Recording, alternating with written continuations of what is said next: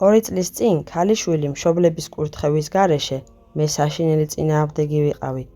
ცოლად გაჰყვა კაცს, რომელიც მოძღვრის თქმით, ლოთი, ქურდი და ჯადოქარია. სახლში, სადაც ისინი ცხოვრობენ, ადგილი ჰქონდა პოლტერგეისტურ მოვლენებსაც. შვილს ქმარი საშინლად სცემს, ამცირებს, ის კი ყველაფერს უთმენს და მეტიც, ამბობს, რომ მისი ქმარი ყველაზე კარგი და საყვარელია. მართალია 3 თვე ასიძე აღარ მძვინვარებს, რაღაცაბებს სვამს, მაგრამ ჩემთვის ასეთი სიყვარული მაინც გაუგებარია. ამბობენ, რომ დედის ლოცვას ბევრი რამ შეუძლია. სულ ლოცულობ ჩემი შვილისთვის.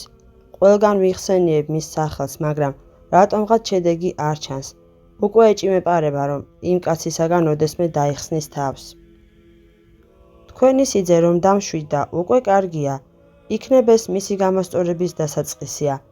უფალი ცოდვილებსაც არ განაგდებს მისგან. ამიტომ მოიკრიბეთ მოთმინება. 3 თვის მანძილზე მათთვის ყოველდღიურად იკითხეთ სახარების 5 თავი, რომ ან ქრისტიანულად იცხოვრონ, ან მოხდეს მათი დაშორება. მე ცოდვილსა და უგნურს ქმარი გამექცა. 3 ბავშვი სულ მოუთქმელად ელოდება მამის დაბრუნებას. უკვე 1 წელია ვლოცულობთ, მაგრამ ამაოდ. ახლა მომწერა, რომ აქამდე არ გვირეკავდა, იმიტომ, რომ რცხვენოდა. ახლა კი უნდა გამაგებინოს, რომ ჩემი აღარაა და მისი დაბრუნების იმედი ნუ მექნება. რა ვქნა? გისურვებთ ხნედ გადაიტანოთ ღალატისა და დაკარგვის ეს მწარე ტკივილი. ბავშვებისთვის ახლა თქვენ დედაც ახართ და მამაც. მაგრამ იცოდეთ, რომ ქმარმა, მხოლოდ თქვენ კი არა, საკუთარ სულსაც უღალატა და ამით საკუთარ თავსაც წაართვა ამ ქვეყნიური ბედნიერება. ადამიანი, რომელიც თავისი სინდისის წინააღმდეგ იქცევა, შეუძლებელია ბედნიერი იყოს. მაგრამ იმედი არ უნდა დაკარგოთ.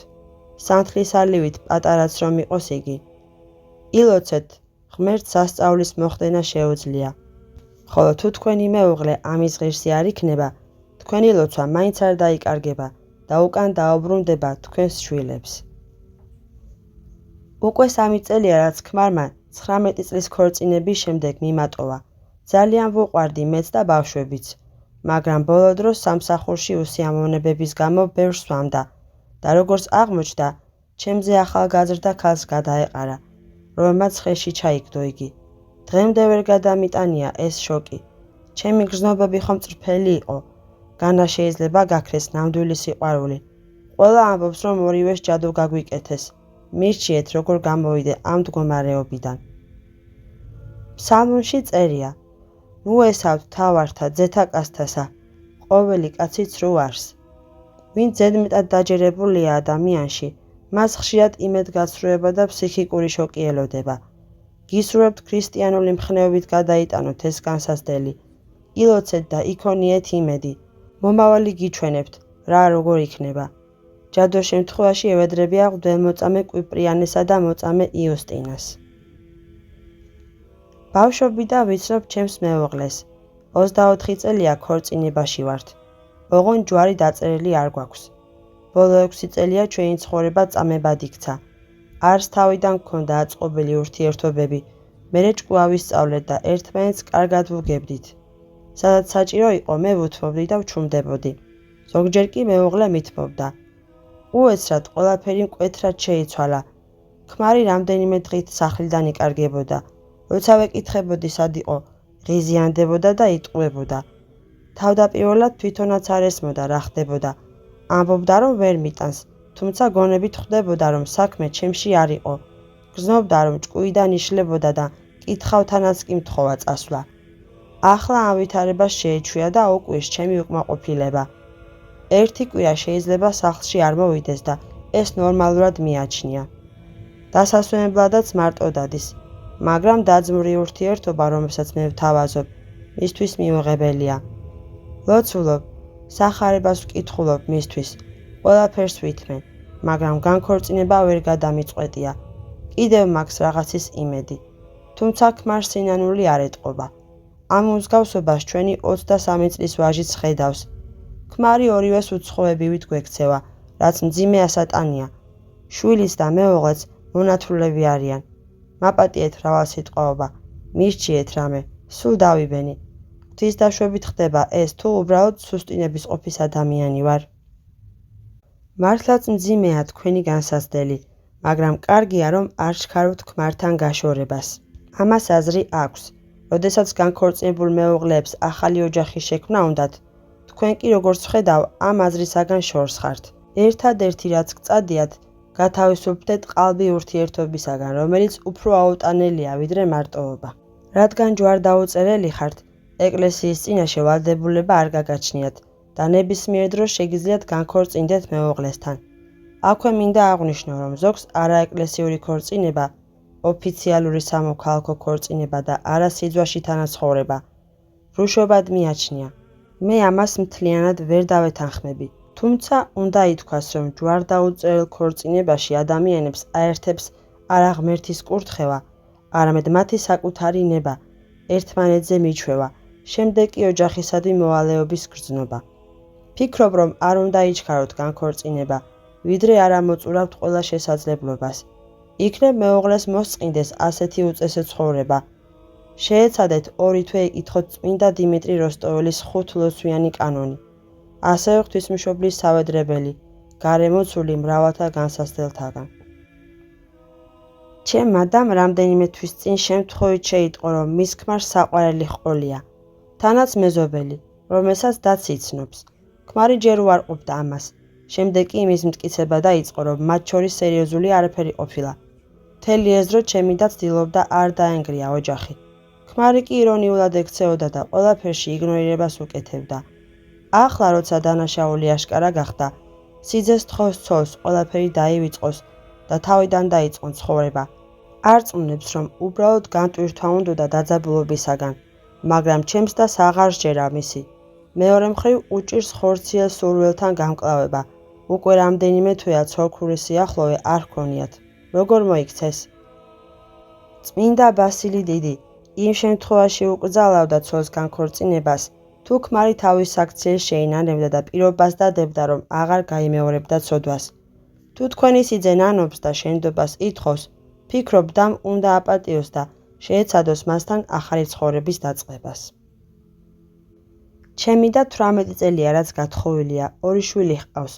ყოველთვის სამაგალითო დედა და მეუღლე იყო.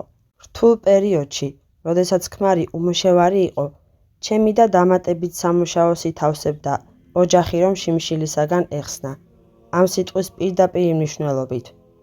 მართალია ეკლესიური არ არის, მაგრამ მისი პიროვნული თვისებები ნებისმიერ ქრისტიანს შეშურდება და აი როდესაც მათ ოჯახში მატერიალური სიკეთე დამყარდა, ქმარი გამოუტყდა რომ ღალატობს. ჩემ ადამ ძალიან მძიმედ გადაიტანა ეს ამბავი, მაგრამ გადაწყვიტა ქრისთვის ეპატიებინა. მან კი სიხარულის ნაცვლად დაცინვა დაუწყო და უთხრა, რომ სულელი და გულუბრყვილოა. ასე გაგრძელდა 4 თვე. მერე კი ადგა და ოჯახიდან საერთოდ წავიდა.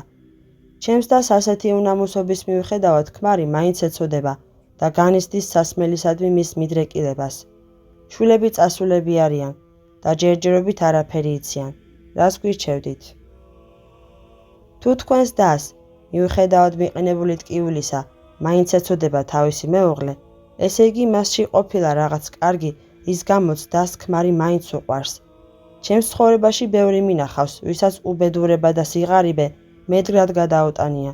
კეთილდღეობისას კი უარესობისკენ შეცვლილა. შესაძლოა სწორედ ეს დაემართა თქვენს სიძეს.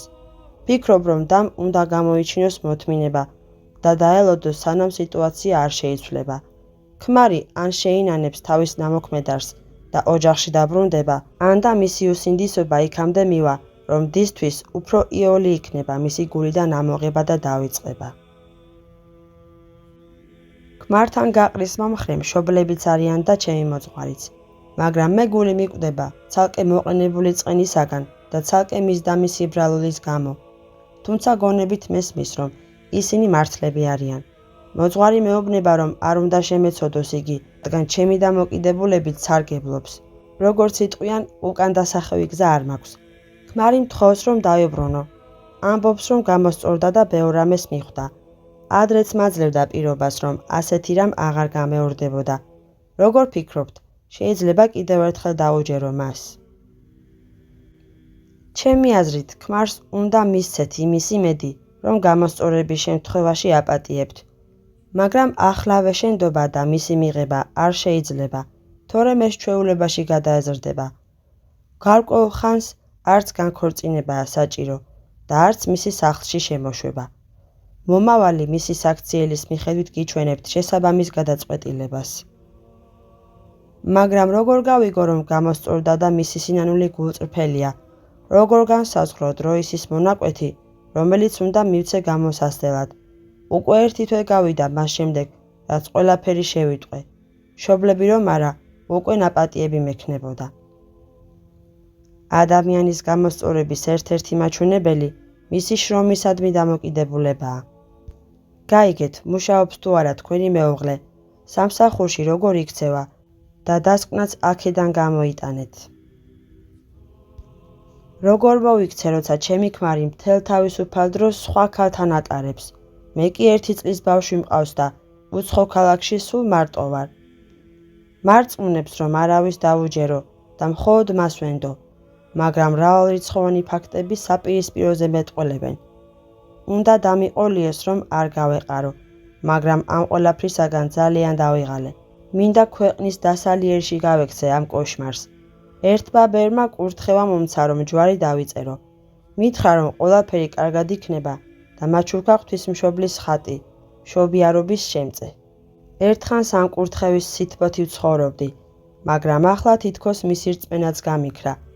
აქაური მღვდელი, რომელიც ჩემი ქალაქიდანაა, მეუბნება, რომ ღალატი და ტყუილი საძაგლობაა და ასეთ ადამიანებთან ცხოვრება შეუძლებელია. გვიმძიმს ერთმანეთთან ყოფნა. თითქმის არაფერი გვაქვს საერთო. არ გვესმის ერთმანეთის. ბავშვიც მეწოდება. 2 წლის წინ გამოვიდა ციხიდან. მე ველოდებოდი, თუმცა საერთოდ არ ვიცნობდი, უბრალოდ ვენდე ადამიანს. სიძვაში ჩავსახეთ ბავშვი. მისი გაჩენის შემდეგ ხელი მოვაწერეთ. ახლა კი ერთმანეთს ვტანჯავთ.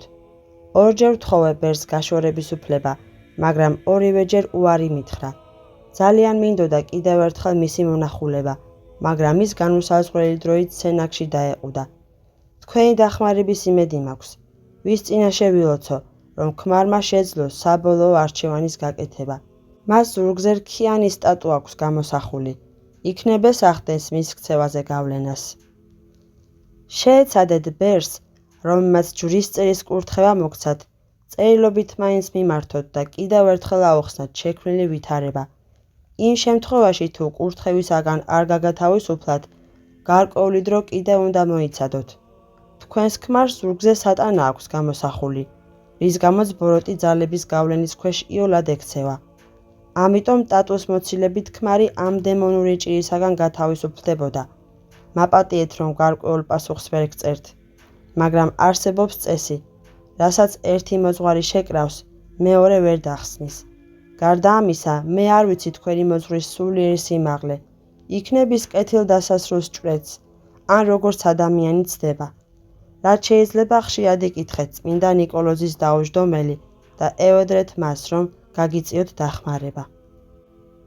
განქორწინებას ვაპირებ, რადგან ქმარი მღალატობდა, ორსულობის დროს მცემდა, მატერიალურად არ მეხმარებოდა. თვლის, რომ ერთდროულად მართლმადიდებელიც შეიძლება იყო და მაჰმადიანიც. მე ის მიყვარს და მეწოდება. ავღანეთი აქვს გამოვლილი. ჩემი უფროსი გოგონა საავადმყოფობის დროს სიმსივნით გარდამეცვალა. მეხმარებოდა. თუმცა ამის სანაცვლოდ ჩემი მშობლების ბინაში ჩაწერა მოითხოვა. განქორწინებაზე არ მთანხმდება. ახლა ხანგრძლივი სასამართლოები მელის, ბავშვის მეურვეობის გამო. ძალიან მინდოდა ქრისტიანული ოჯახი შეგვექმნა. მას კი თურმე მხოლოდ ანგარება ამოძრავებდა, როგორ ავიცილო ყოფილი მეუღლისაგან ცილისწამება და მტრობა. მოდვივი ღალატი განქორწინების კანონიერი საფუძველია. ასე რომ თქვენი ასარჩევია, მოითმენთ თუ გაშორდებით ქმარს. საერთოდ ნაკლებად უნდა გქონდეთ იმ ადამიანის გამოსწორების იმედი, ვინც თავის ცოდვებს შეეთვისა. ილოცეთ ყოფილი მეუღლისთვის და ეცადეთ გულიდან აღმოფხრათ მის დამიმტრობა, თუნდაც ავღანეთში მიღებული ფსიქიკური ტრამვების გამო. მაგრამ ამასთანავე, შემდგომში უარეს მდგომარეობაში რომ არ აღმოჩნდეთ, თქვენი უფლებებიც უნდა დაიცვათ.